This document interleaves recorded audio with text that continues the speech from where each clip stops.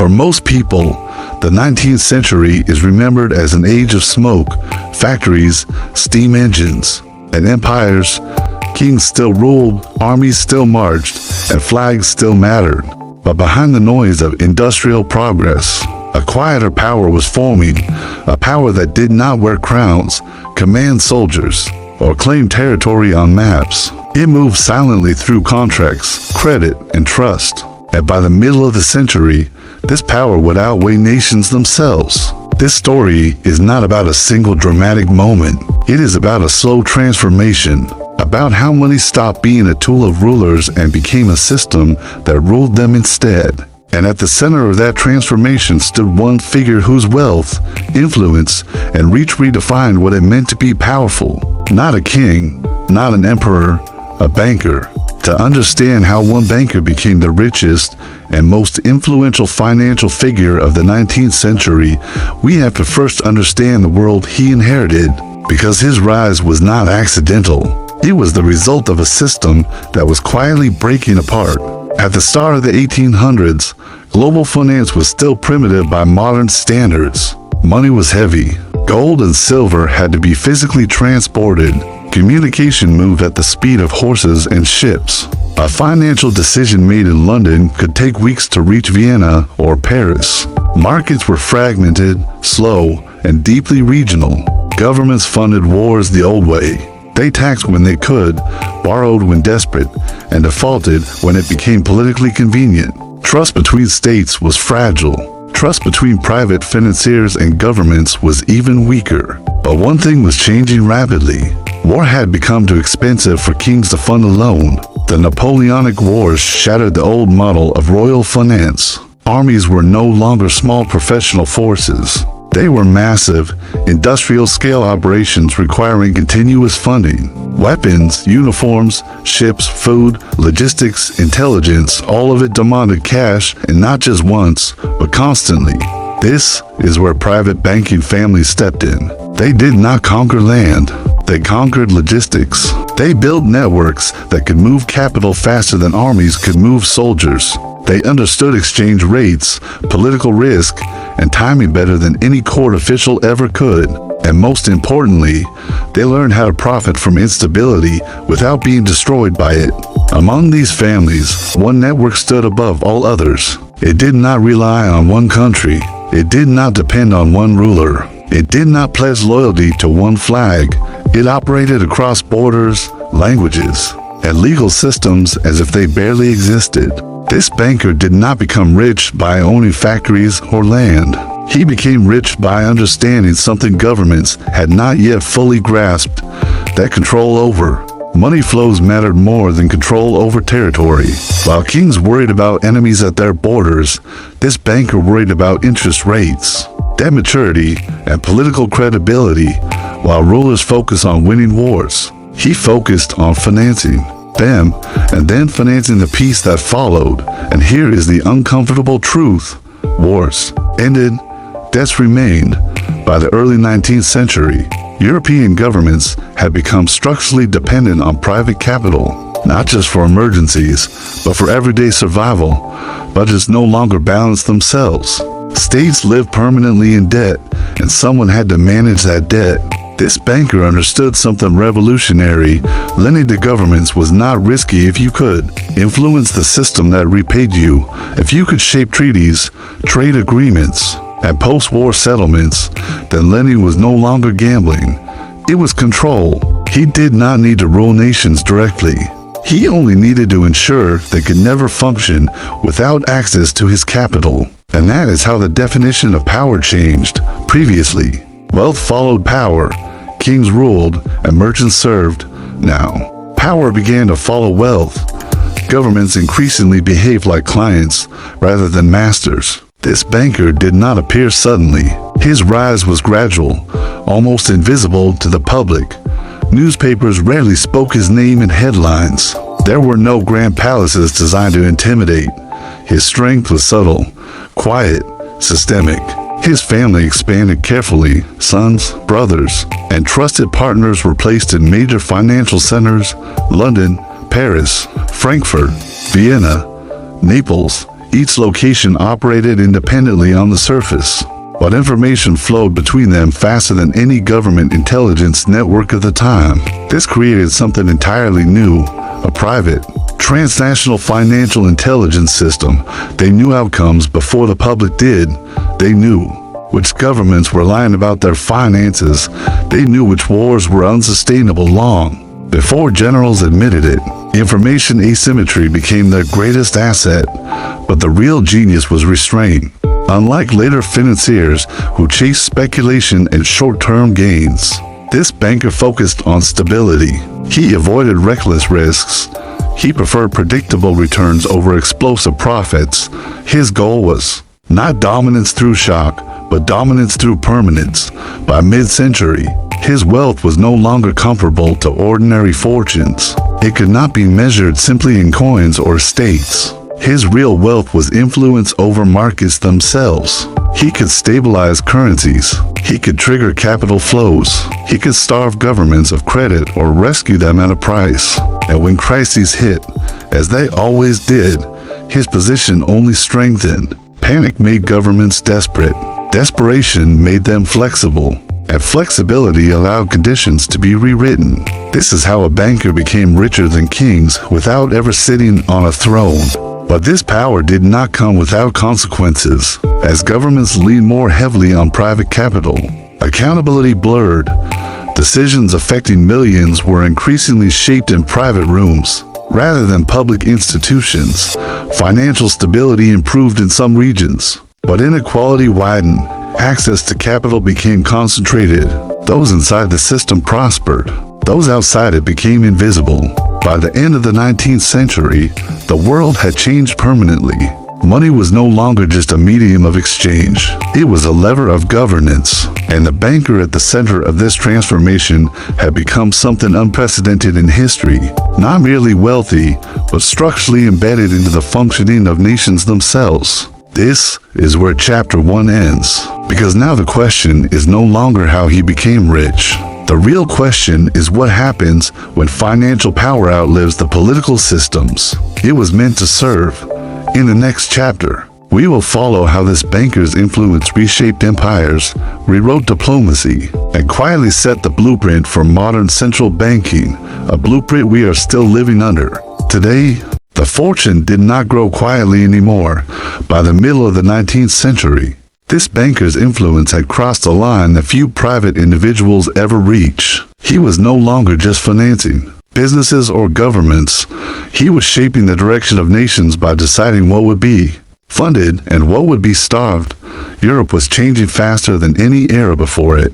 Railroads were tearing through countryside that had remained unchanged for centuries. Factories were replacing farms. Cities were swelling with workers who owned nothing but their labor. Empires needed steel, coal, weapons, ships, and infrastructure at a scale never seen before, and all of it required one thing above everything. Else, capital. Governments did not have enough. Wars were becoming too expensive to fund through taxes alone. Infrastructure projects demanded upfront investment that treasuries could not provide. Monarchs and parliaments alike were trapped in the same dilemma. They could rule land, command armies, and pass laws, but they could not print trust. Only a few bankers could. This is where our figure becomes unavoidable. When a government needed money, it did not negotiate with its people first. It negotiated with him, not because he had armies, but because he controlled access to global credit. His banking network could move capital across borders faster than any state institution. Funds raised in one country could be deployed in another within days, sometimes hours. In an era before telephones were common and long before computers, this speed was power. But money alone was not the secret. The real advantage was information. This banker's network of agents, couriers, and correspondents stretched across capitals, ports, and financial centers. They reported on political instability, military movements, trade disruptions, and government credibility.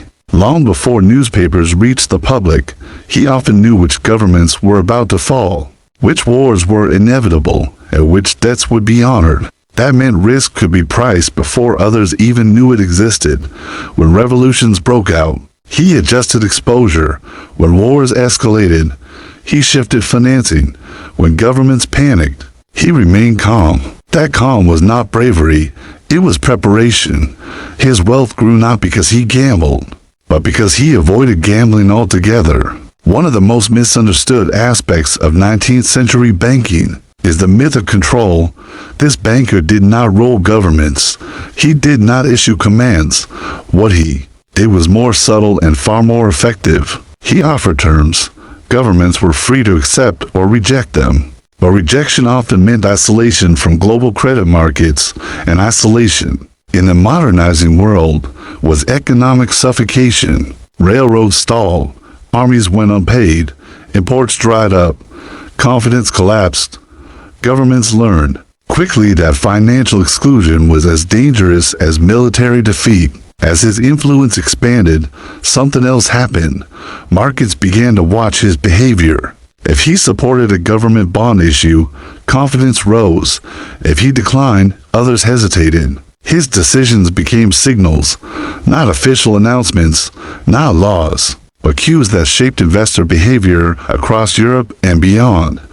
This was not conspiracy, it was reputation, trust. Once earned at that scale, becomes self-reinforcing. By the late 19th century, his family name was synonymous with stability. In a world of collapsing empires and volatile currencies, that reputation was priceless. It allowed him to borrow cheaply, lend strategically, and remain solvent through crises that destroyed lesser banks.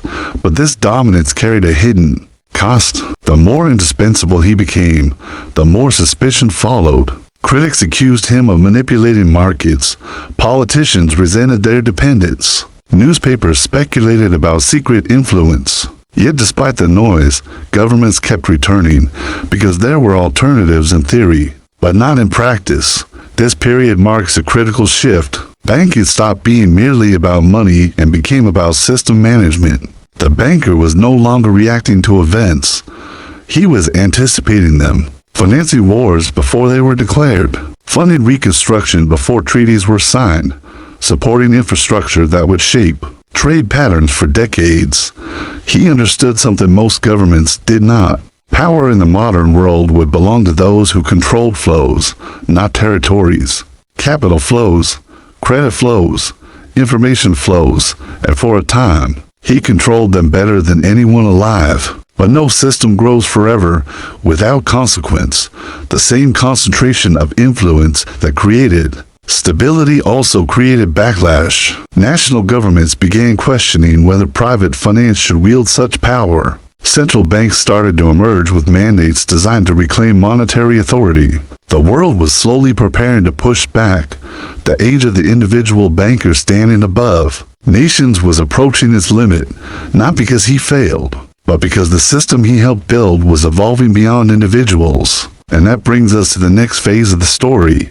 In the final chapter, we will see how this unprecedented private power began to fade, how states adapted, and why the legacy of the 19th century's richest banker still shapes global finance today, even though his era is long gone. By the end of the 19th century, the banker at the center of this story no longer needed to chase power. Power came to him. Governments didn't summon him publicly. They sent private envoys. Industrialists didn't compete with him. They aligned with him. And when crises shook nations, his response carried more weight than official policy statements. This wasn't because he held office. It was because markets trusted him more than states trusted themselves. This was the final stage of 19th century financial power, not ownership of banks, not even control of capital, but control of confidence. By this point, railroads stretched across continents, steel-fed empires, and electricity began reshaping cities. The world was accelerating faster than political systems could manage. Governments were reactive. Markets were immediate, and bankers who understood this gap became indispensable. During financial panics, when liquidity vanished and fear replaced logic, this banker didn't rush to reassure the public. He waited. Silence itself became a signal. When he finally moved capital, markets followed. When he refused, entire sectors froze. This was not manipulation in the modern sense. It was leverage created by reputation. His firm had survived crises that destroyed others. It honored obligations when defaults were fashionable.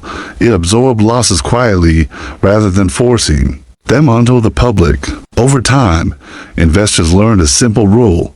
If his bank supported something, it would survive. If it didn't, no amount of optimism could save it. This made him something no constitution ever planned for.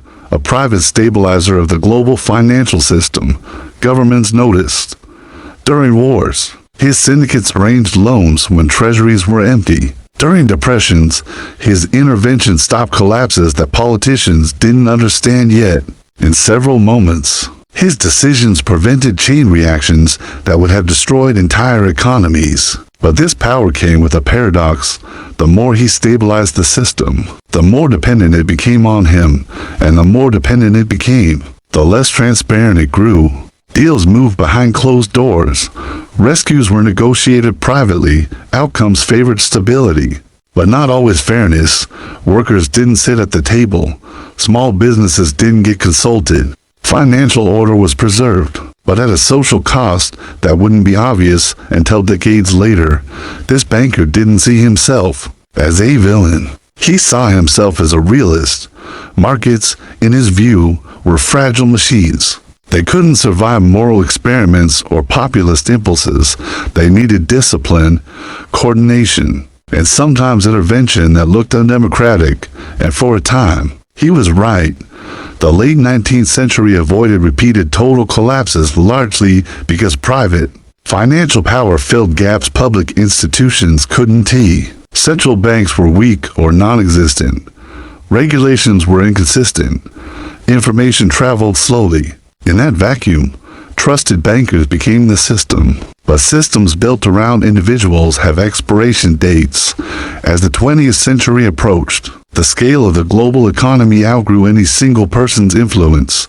Industrial labor movements rose, governments expanded, central banks were strengthened. Financial power began shifting from private dynasties to formal institutions. The very success of 19th century bankers made them obsolete. After his death, markets no longer paused for a single name.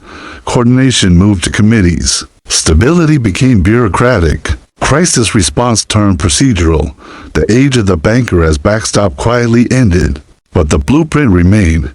Modern central banking, coordinated bailouts, lender of last resort logic, and confidence management all trace their roots back to this era.